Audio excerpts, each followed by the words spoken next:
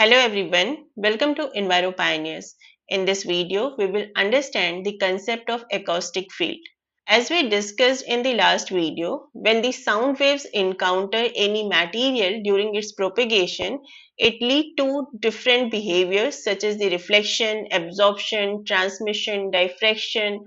So the acoustic field, which is also referred as the sound field, it refers to the spatial distribution of the sound wave which is generated by a source, and it can be defined as a region in space where the sound wave propagate and is characterized by variations in pressure, velocity and density. And this acoustic field is a fundamental concept in acoustic and the noise control studies, where we have to analyze how sound behaves in different environments. When we use this term acoustics, it refers to the science which is concerned with the production, control, transmission, reception and the effects of the sound. There are many terms that are used to describe the acoustic field around a sound emitting object, like near field, far field, free field, diffuse field, direct field and the reverberant field. So let us see about all these one by one in detail. So let us start with the near field and the far field.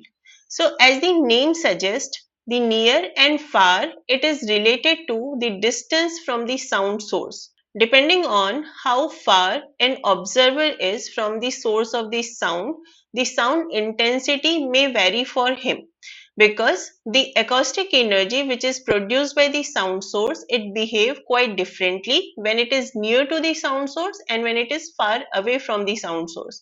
So the near field, it is defined as the region which is close to the source, and here the sound pressure and the acoustic particle velocity, they are not in phase, while the far field of the source, it begins where the near field ends and it extends to infinity. Okay, and here in this far field, the sound pressure and the acoustic particle velocity, they are in phase. So when we are saying that this sound pressure and acoustic particle velocity, they are in phase or not in phase, so that can be understood from this diagram. Here we have a sound source, means a vibrating object. Due to its continuous vibration, we are having a series of compression and the rarefaction. So this is the wave direction. Okay. In general, जहाँ पे भी compression होगा, वहाँ पे particle की velocity ज़्यादा होगी and sound pressure will also be high. और जहाँ पे rarefaction है, वहाँ पे particle की velocity come and sound pressure is low. So अगर हम एक particular point को consider करें, so here we are considering a green line. So here when the waves are passing, so we are having the particle velocity as well as the sound pressure in the same phase, यानी कि जहाँ पे low है वहाँ पे pressure भी low है, और जहाँ particle velocity maximum है वहाँ पे sound pressure भी maximum है. So this animation, it is representing the particle velocity and the sound pressure in phase. When the sound waves are very close to its source, they behave in a much more complex fashion because there is no fixed relationship between the sound pressure and the particle velocity. And when it is very close to the source, the sound energy is only circulating. It means it circulates back and forth with the vibrating surface of the source, and it is not propagating when it is very near. But as it moves away from the source, after a certain distance, it is in circulating and the propagating condition, means it is moving back and forth, as well as the energy is spreading in more and more area. And after a certain distance, this is spreading in wider area. So that is considered as propagating only. So this far field, it generally starts after the transition zone, which is at the distance of about one wavelength from the sound source. So this far field, it starts from the distance of one wavelength from the sound source and it ends up to the infinity. Whereas in the far field, जो energy है that spreads out in more and more area as the distance increases from the sound source.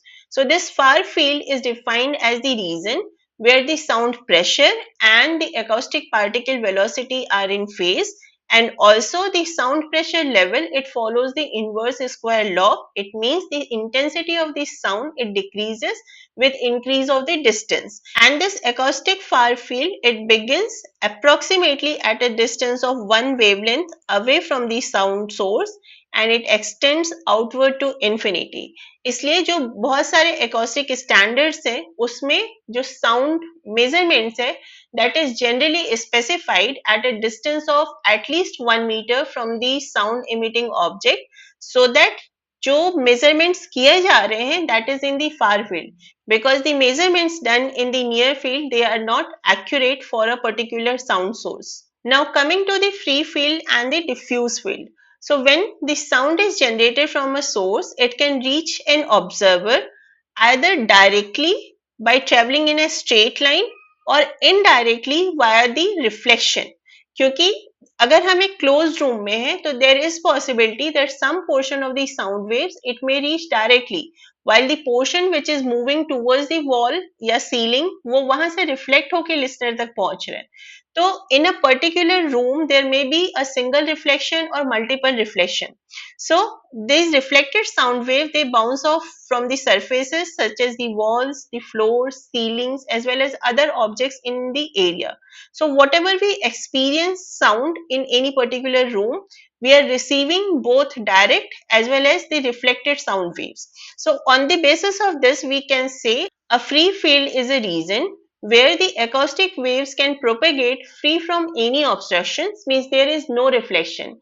And again here it will be following the inverse square law, means the intensity of the sound waves will decrease with increase of the distance from the source. But a diffuse field is opposite of the free field, because in the diffuse field the observer will receive the multiple reflection.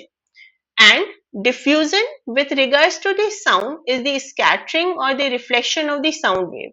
So this diffuse field is mainly consist of the reflected waves and it has a unique property of the uniform pressure in the field, which means if we are measuring the sound level in any of the place in this particular diffuse field, we will get the same sound level, because this diffuse field, it mainly contains the reflected sound waves. Normal condition में free field it is not possible, because there will be some material from where the sound waves will be reflected. But a free field room can be created, a room whose walls, ceiling and the floor, they are lined with the sound absorbing materials. So when we use this sound absorbing material, there is minimum reflection, and these type of room are considered as the anechoic room, because यहाँ पे कोई भी reflection नहीं हो रहा है, यानी the observer will be listening only to the direct sound.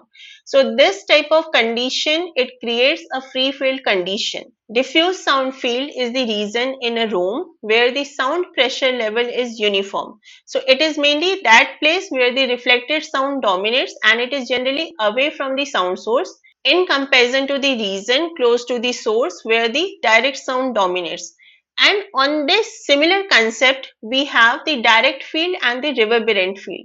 So direct field of a sound source is defined as that part of the sound field which has not suffered any reflection from the room surfaces or any of the obstacle, while the reverberant field is defined as that part of the sound field which is radiated by a source and has experienced at least one reflection from the boundary of the room or the enclosure where this source is present. So this can be considered as the direct field, while this can be considered as the reverberant field. For this video, these are the two major references from where the content have been taken. Thank you for your continuous support. We will meet soon in the next video. Thank you.